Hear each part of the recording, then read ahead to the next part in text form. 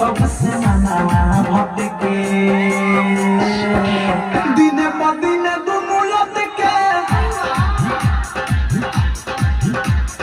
जब से यादवा के बकरने तब से मनाना भटके दिने प दिने दुनू लटके साइज बढ़ियाइले मन बौराइले सबका नजरिया में खटके दिने प दिने